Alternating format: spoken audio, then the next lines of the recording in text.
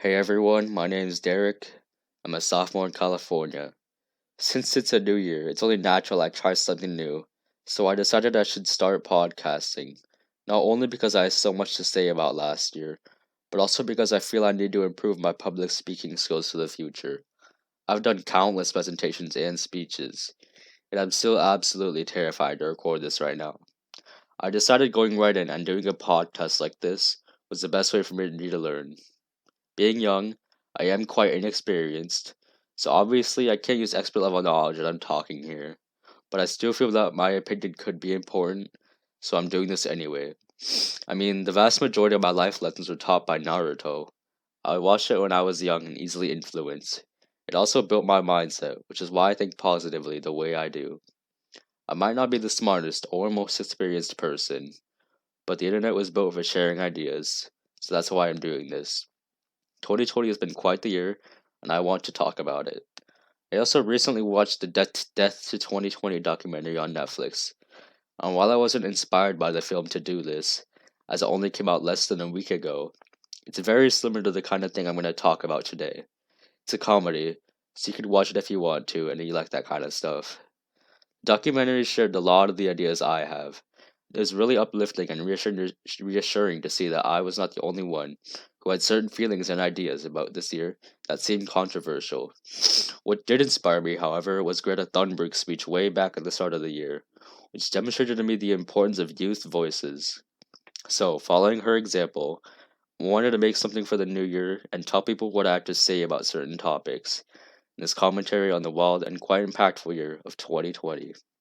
Also, I was debating whether or not I should turn on my face cam, because my thought process was that if I have the audacity to talk about controversial topics, I should have the audacity to show my face. However, the webcam I got was incompatible with my PC, and the PC's built-in cam has a max resolution of like 480p, so I decided I should avoid that, and I settled for this audiograph thing I thought looked cool. Moving on, naturally, the thing this year will be known for is the COVID 19 pandemic, which we've been in for a while. While it's true it is a pandemic, most people agree the US has had it the worst.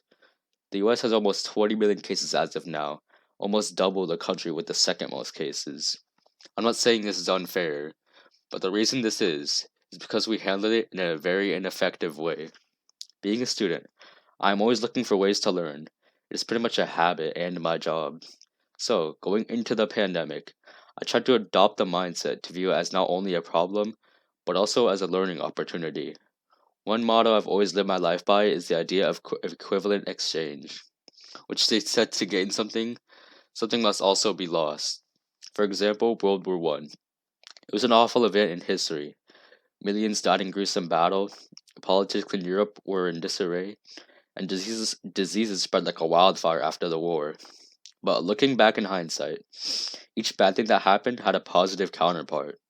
War urged Europe to advance greatly in the technology department, with the popularization of vehicles such as submarines and planes, which shaped the transportation of the world we live in today. The medical field was also able to advance as a result of the war, with new medicines being developed and more hospitals being built. Surgical practices became drastically improved, which saves and improves thousands of lives today. In America, the war induced factories to hire women and people of color, which changed the face of discrimination and the workforce for the future. While it is awful that a war had to be fought to make these advances, it's still important to see the benefits that resulted. While the war and a pandemic have many differences, in both cases thousands of lives are lost and the economy was damaged greatly. But what could we gain from this, I asked myself. Well, for me, I learned it was plausible to start a 9 a.m. to 3 p.m. school day. I'd always thought the 7 a.m. to 3 p.m. schedule was the only way school would work, gave enough time for each class, and kept the workload manageable.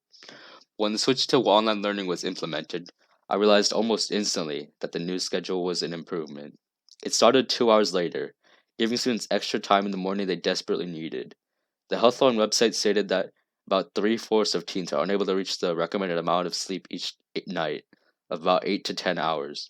An extra 2 hours in the morning would help with this issue and all the issues that come with insomnia, such as drowsiness and anxiety, present in many teens.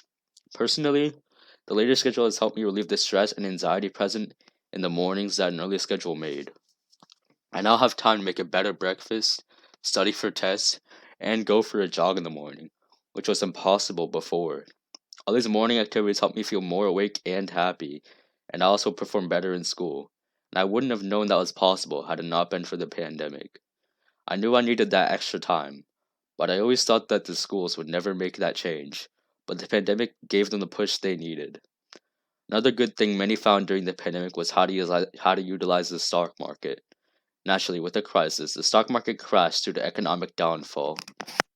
Many took note of this and invested their money into the market, which caused the stocks to go back up. These markets were recovered in such a short time, it is amazing. It makes sense people would invest to make a profit, because when the stocks are at rock bottom, there's nowhere for them to go but up. With thousands to millions of new investors, American economics are changed forever. Perhaps they will continue to rise further with more and more investing, but more people involved means a possible crash could affect millions. It's too soon to tell, and sadly, I'm not an economic expert. I'm just using base knowledge. So far, the effects seem to be positive, and now the possibilities of the stock market are endless. The last positive takeaway I got from this pandemic was that I needed to expect the unexpected. When the virus first reached the US, I tried to avoid panic. Panic is almost always a bad thing, causing car crashes, riots, and other things. So it's an emotion I often try to avoid. My lack of panic was not disbelief, saying that the virus didn't exist or it wouldn't hurt anyone, which many others thought, but rather I was trying to avoid disruption, keep my life moving as smoothly as I could, while avoiding danger at the same time. The way I tried to avoid it was imagining every single possible scenario that could happen with the virus, so that if something terrible did happen, it wouldn't catch me by surprise and make me panic.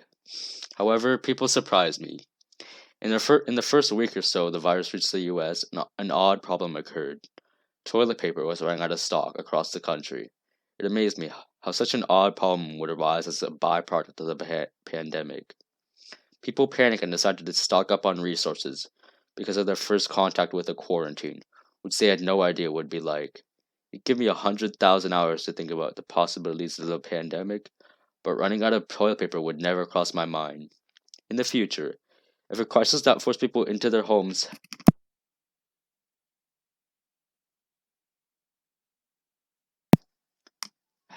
sorry, if in the future, if a pandemic that forced people into their homes happened, we now know how to respond to such odd situations. I don't mean stock up on resources like before. I'd much rather have stores limit the amount each person could buy, but sadly, I do not have the power to make such decisions right now. These positives are the things I look for in dire situations, but I still understand we still need to be aware of the issues a global panic can cause and try to fix them. But we also need to ensure their deaths weren't for nothing, and we learn from our mistakes to make a better world. At this point, we've been in quarantine for almost a year now. I feel like the pandemic environment has finally become the norm. They say it takes 30 days to build a habit, so wearing masks and staying home as much as possible for 9 months will most likely change a person. The vaccine is out now, and it's only a matter of time before this pandemic is over. But the switch from pandemic to what we used to call normal will be very sudden and could be weird.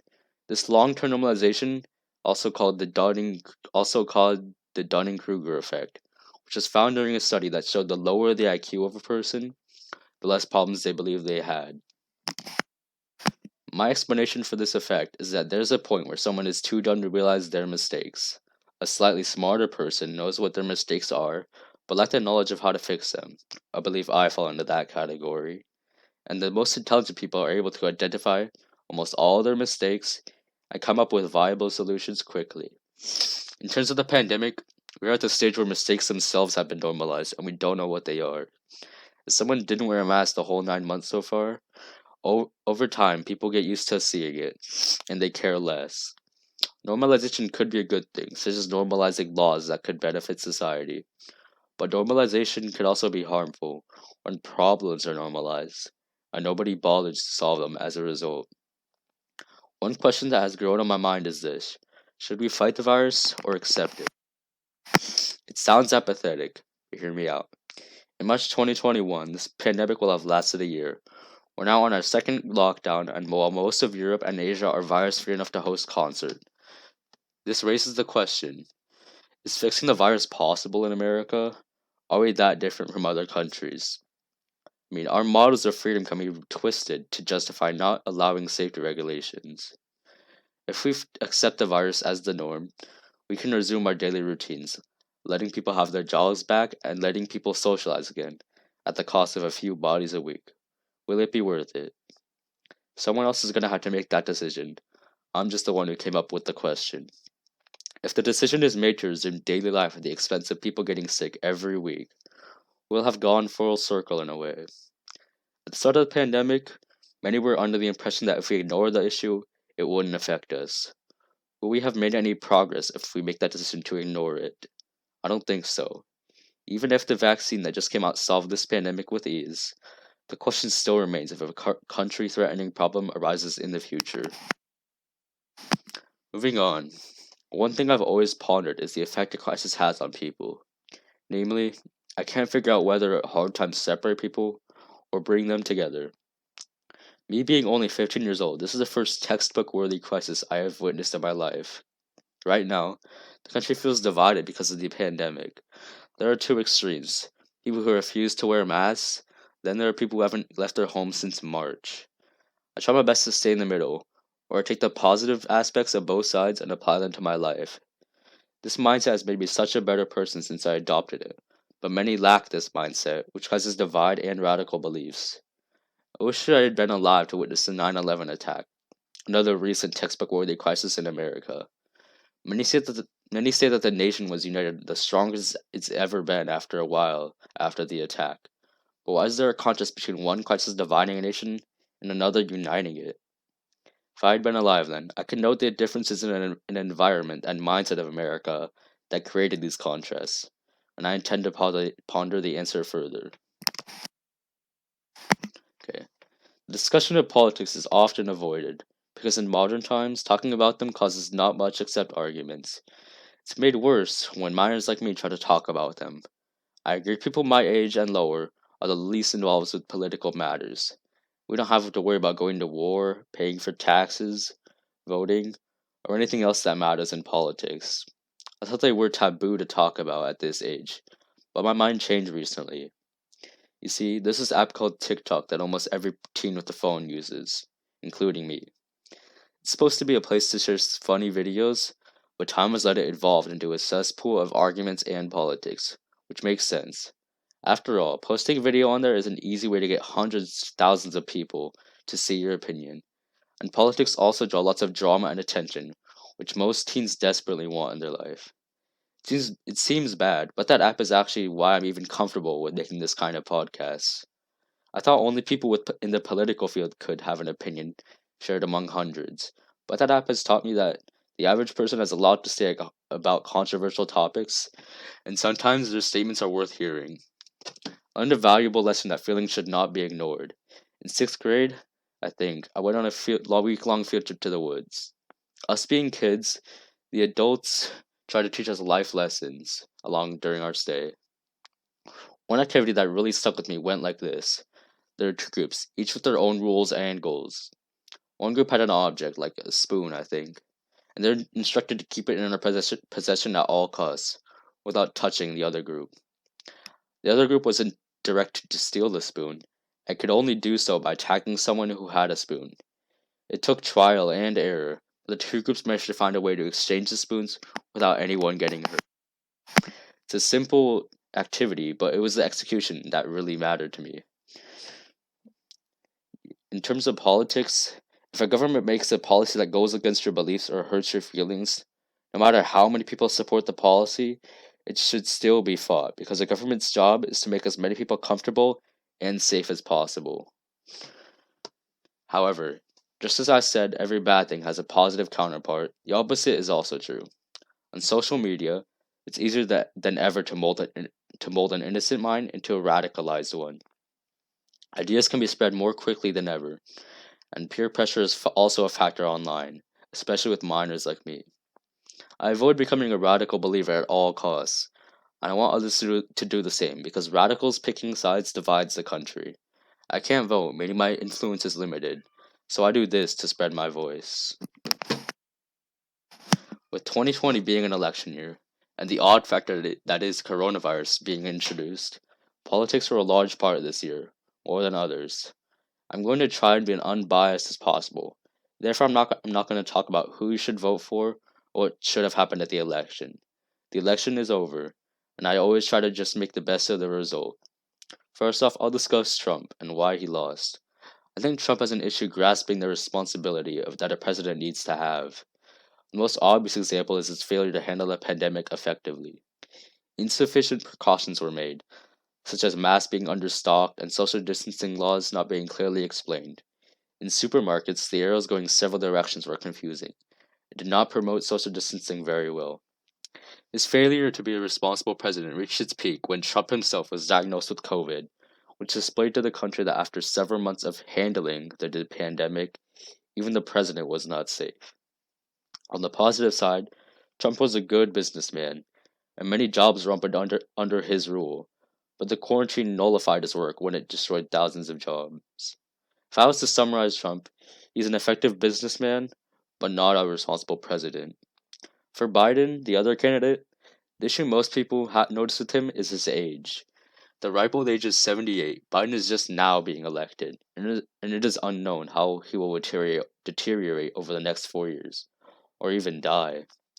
No person has a deteriorated brain, meaning his logic and critical thinking skills are reduced, which is a bad thing, because those are attributes that a president needs to have to run a country. Not only is the biology of the brain an issue, but the fact that Biden is so old creates a divide in the country. Phones and social media are used by nearly all minors, and it changes the way they think and behave. Someone from almost 80 years ago could not relate to that social media environment, so we may be unaware of issues that have only popped up in recent years. This problem of old age has an easy fix. Vote for younger candidates. The minimum age to run of 35 is not an issue because I see it as reasonable, in the middle ground between experience and modern mindset. However, most candidates are over double the minimum age, and the problems are an issue at that point. One post on Twitter, I can't remember who it was from, said it better than I ever could. For older people, their future is non existent, so why are they in charge of ours? Individual people aren't the problem. Entire groups such as Congress are just as impactful on America's future. Congress, for example, has grown into a problem because they are offering ridiculously low amounts of COVID stimulus. Other countries have provided upwards of $2,000 a month to keep people secure during hard times, while Congress has settled for offering $1,200 during quarantine and half of that again soon, with $600 a person being given, which is not enough to pay bills, let alone keep a family financially stable. Someone once said that the worst tip to give is a quarter, because not only did you acknowledge the tip was an offer, but you only gave a laughably small amount. That is what's happening with the COVID stimulus checks. Political divide is slowly but surely becoming more and more of a problem again. Election time is when parties must try to get as many people on their side as possible, and this practice has evolved over the years. Radical Republicans often lack empathy, justifying most of their statements with facts over feelings, an idea which poses issues because feelings of the people are very important in a democracy.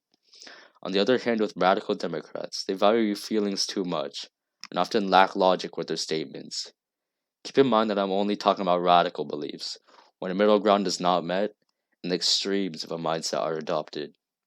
Radical beliefs on either side are both detrimental towards the country, and when only one person can represent each party in an election, chaos ensues.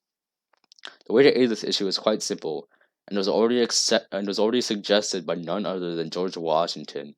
When forming this country, he had a very clear goal as to what he wanted the government to be like in the future. In his farewell address, he stressed that a two-party system should be avoided at all costs, in the fear that it will divide the country. He was right. Divide due to political parties as being a major issue in America, not only today, but also during the Civil War with the Union and the Confederacy. The problem with parties is that all of a president's political beliefs cannot be summarized into only a single word, Republican or Democrat. Sides should not have to be chosen. Choices should be just about what will fix or improve the country. In conclusion, 2020 was a year with lots of problems, and most of them won't be fixed for a while. My ideas were just a way to raise awareness and get my voice out, not to change the face of America forever. And there's only so much I can say in the podcast, because problems keep rising as soon as a problem is fixed. While many problems were due to natural causes, the fire was only fueled due to America's lack of knowledge and action. While divide and chaos is happening, most people can agree with me. America isn't perfect, but it definitely could be better. Thank you for listening.